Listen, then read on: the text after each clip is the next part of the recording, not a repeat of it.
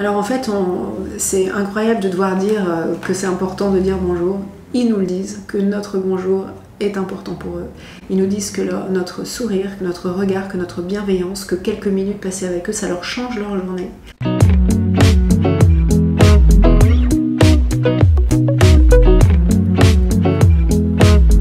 Alors Entourage, nous sommes une association de lutte contre l'exclusion, dont le but est de créer un réseau solidaire autour des personnes sans abri. Parce que quand on s'arrête et qu'on écoute les personnes de la rue, en fait, nous, avec un toit, on a toujours l'impression qu'ils ont besoin de 2 € d'un sandwich. Mais quand on les écoute, en fait, ils nous partagent que la plus grande souffrance de la rue, c'est la solitude, c'est l'exclusion, c'est l'impression de n'exister pour personne, c'est de ne pas avoir de prénom. On entend, il y a 3000 personnes qui passent devant moi tous les jours, il y en a 2 qui me disent bonjour. On entend, j'ai l'impression d'être un sac poubelle sur le bord du trottoir. On entend un sourire, ça pose son sandwich. On entend, si tu savais la chaleur que ça me fait quand quelqu'un me dit bonjour. Voilà, on entend tout ça. Et du coup, de l'autre côté, on entend les riverains qui nous disent nous on aimerait bien, on les voit finalement, ils ne sont pas du tout invisibles, ils se sentent invisibles. Mais nous, on ne voit que. Mais comme on ne sait pas quoi dire, on ne sait pas quoi faire, on se sent impuissant, on se sent démuni, on a honte, on a peur, etc. Eh bien, bien souvent, on change de trottoir, on les évite ou on ne les regarde pas. Et donc la mission d'Entourage, c'est de faire un pont entre ces 2 populations qui se croisent sur les trottoirs et qui ont certainement quelque chose à partager. Alors comment est-ce que vous faites ce pont? Alors pour faire ce pont, pour créer ce réseau, on a plusieurs piliers. La première chose, c'est on a tout un corpus de sensibilisation qui s'appelle Simple comme bonjour, que je peux vous montrer là, comme ça, Simple comme bonjour. C'est un site, et c'est ce petit livret, un site qui regroupe plein de petites vidéos sur différents thèmes de la rue. Les femmes à la rue, la mendicité, l'alcool, toutes ces petites vidéos, toutes ces questions qui nous permettront du coup de changer de regard. Pour casser un peu les clichés. Pour casser les clichés. Donc on a d'abord le premier pilier de la sensibilisation. Deuxième pilier, c'est une application sur téléphone mobile, une plateforme qui permet de connecter les riverains avec et sans abri, en sachant que les sans-abri, oui, ont de plus en plus de téléphones, et presque tous des téléphones maintenant, et on estime à au moins 50% des smartphones. Et sur cette application, on peut ou créer ou rejoindre des micro-actions solidaires locales qui vont émaner ou des riverains quand ils auront une question ou une demande des personnes de la rue, ou des personnes de la rue elles-mêmes, qui deviennent maintenant nos power users, et qui mettent sur l'application leurs besoins. Est-ce que vous avez un exemple ou deux à nous donner pour que les gens... Alors un exemple, du côté du riverain, c'est par exemple j'ai en bas de chez moi Dimitri, avec qui je parle un peu régulièrement, il s'est fait voler son sac de couchage, c'est des histoires vraies, je vois son sac de couchage pour la 2e fois, est-ce que quelqu'un en aurait un? C'est Laszlo que je croise, il parle hongrois, moi je ne parle pas bien le hongrois, est-ce qu'il y aurait quelqu'un qui parle hongrois qui me permettrait de discuter un peu avec Laszlo ou de lui apprendre des rudiments de français. C'est du côté des personnes de la rue, une femme qui avait mis sur l'application « Je suis une jeune maman, j'habite dans un squat, c'est la fin du mois, j'ai plus le RSA, est-ce qu'il y aurait quelqu'un qui aurait quelques couches pour me dépanner jusqu'à la fin du mois ?» Énormément de riverains ont rejoint cette action. Donc n'importe qui peut aider, vraiment, et c'est de prendre n'importe quelle forme. Voilà, ça change un petit peu le bénévolat, c'est-à-dire que le bénévolat, il est, quand j'ai le temps, là où je suis, en fonction de qui je rencontre, je peux faire une action, créer une action solidaire ou participer à une action solidaire vraiment près de chez moi. On est vraiment ancré dans le local. Ça c'est important. Tout à l'heure vous avez parlé du sentiment des gens qui sont en situation de rue, qui ont l'impression d'être totalement transparents pour la population environnante. Oui. Qu'est-ce qu'on peut faire pour ne serait-ce que leur redonner un peu de sourire et derrière de dignité, leur montrer qu'ils ne sont pas oubliés? Qu'est-ce qu'on peut faire chacun d'entre nous? Alors en fait, c'est incroyable de devoir dire que c'est important de dire bonjour. Ils nous le disent, que notre bonjour est important pour eux. Ils nous disent que notre sourire, que notre regard, que notre bienveillance, que quelques minutes passées avec eux, ça leur change leur journée. Alors on donne toujours quelques conseils, c'est-à-dire que les gens nous disent « oui, mais de quoi je leur parle ?» Eh bien évidemment, on ne va pas leur parler de ce qui les a mis dans la rue, ni de quoi sera fait le lendemain, parce que leur passé les a mis dans la rue et le futur est bien incertain. Donc on leur parle de choses et d'autres, comme à votre bouchère. le temps, la rentrée des classes, la nouvelle boîte bioéthique, j'en sais rien, tout ce qui peut être courant. On propose de les vouvoyer. C'est pas parce qu'il est dans la rue que c'est votre ami depuis longtemps ou qu'il n'a pas la dignité d'une personne qu'on vous voit. On propose que vous lui demandiez son prénom, mais vous dites éventuellement le vôtre d'abord. Moi je m'appelle Bénédicte, vous, comment vous vous appelez? Et vous le partagez s'il est d'accord. On propose que vous vous asseyez éventuellement, que vous agenouillez s'il est agenouillé, s'il est agenouillé, pour pas que vous soyez debout et lui assis, parce que c'est un petit peu... voilà. Une espèce de position de supériorité. On propose aussi que si vous êtes à plusieurs, que vous lui laissiez l'espace, que vous ne vous plantez pas pour l'encadrer, complètement l'étouffer. Voilà, on propose simplement d'être tout simple. J'avais retenu qu'on lui demande aussi, on demande à ces personnes ce dont elles ont besoin, voilà, et on n'arrive pas forcément avec quelque chose. Effectivement, beaucoup de personnes nous partagent d'avoir cette fait envoyer dans la figure un sandwich qu'ils avaient ramené à une personne à la rue. Si vous avez envie de donner quelque chose, effectivement, demandez-lui ce dont il a besoin, parce qu'une personne nous a dit que les gens lui donnaient à manger, mais que jamais ils lui demandaient s'il avait faim. Et en fait, beaucoup de personnes de la rue nous partagent qu'ils ont plein de sandwichs, et que même quelquefois ils en repartagent, ils en redonnent tellement ils en ont. Donc si vous avez envie d'aider, demandez ce dont il a besoin, plutôt que même de mettre 2 €, demandez ce dont il a besoin. Vous serez quelquefois surpris. Ça peut être un livre, ça peut être un Orangina. L'autre jour, moi, c'était un shampoing anti-poux. Donc voilà. Et voilà. Donc, premier pilier, simple comme bonjour. Deuxième pilier, l'application. Troisième pilier, très régulièrement, parce que nous on est une association qui propose un réseau, mais un réseau incarné, vraiment qui se vit dans le lien, dans le local. Donc on organise dans les villes dans lesquelles nous sommes présents très régulièrement des événements de convivialité qui sont des pétanques solidaires, baby-foot solidaire, soirées de jeux, etc. où on convie les riverains avec et sans toit à passer un moment ensemble. Et donc là, on incarne vraiment le lien. Et bien souvent, des personnes viennent d'abord à un événement comme ça, avant d'oser eux-mêmes faire quelque chose ou aller parler tout seul à la personne qu'ils croisent tous les jours. On vient de lancer en juillet le projet LinkedOut. Donc bien évidemment, on peut faire le parallèle avec LinkedIn. Et le but est de proposer aux membres de la communauté de partager sur nos propres réseaux sociaux les CV des personnes en exclusion. Donc on a lancé ça avec 15 CV en mois de juillet. Dans les 10 jours qui ont suivi, on a reçu 150 propositions d'emploi. 100 entreprises qui se proposaient d'agir, d'être partenaires. Et voilà, donc 4 ont déjà signé un CDI et ils sont presque tous en train de signer, en tout cas des CDD déjà, au moins, ou CDI. Et donc l'histoire derrière, c'est que les personnes qui sont dans la rue, c'est pas parce qu'elles sont dans la rue qu'elles n'ont pas de talent, qu'elles n'ont pas de compétences. Et en fait, par contre, comme elles sont là, on sait très bien que trouver un emploi, c'est 80% par le réseau. Comment peuvent-ils trouver un emploi? Leur chance est presque nulle. Donc on propose à chacun, si vous connaissez une personne qui a du talent, que vous pouvez recommander, partagez son CV sur LinkedIn et elle a 80% de chances de plus de trouver du travail. Et une très belle histoire, c'est une femme qui vivait au moins 4 à la Défense, qui me disait moi, dans mon métier avant, je faisais du marketing téléphonique. Et je vais dans une entreprise et le directeur me dit c'est dingue, je cherche une personne qui fait du marketing téléphonique et dans ce pays il y a 3 millions de chômeurs et je n'arrive pas à trouver.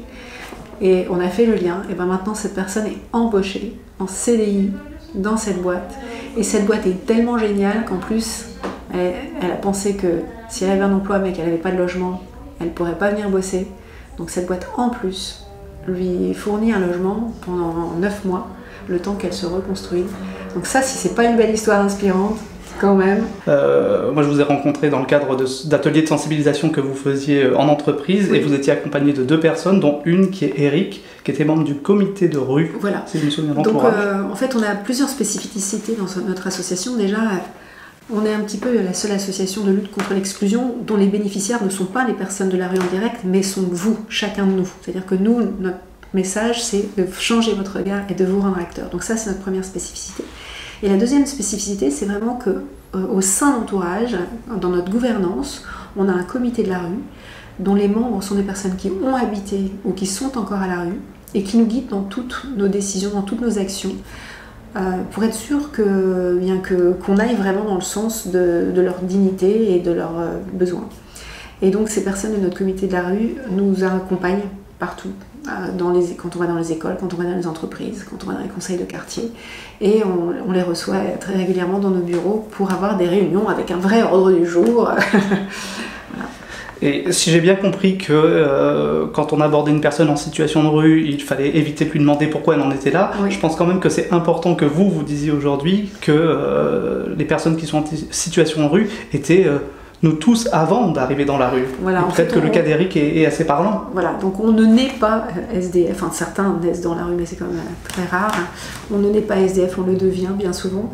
Il y a un chiffre qui est très marquant, d'ailleurs, qui vous a marqué Thibaut, c'est que une personne sur 4 qui est dans la rue vient de l'aide sociale à l'enfance, et et que ceux de moins de 25 ans, 40% des moins de 25 ans viennent de l'aide sociale à l'enfance.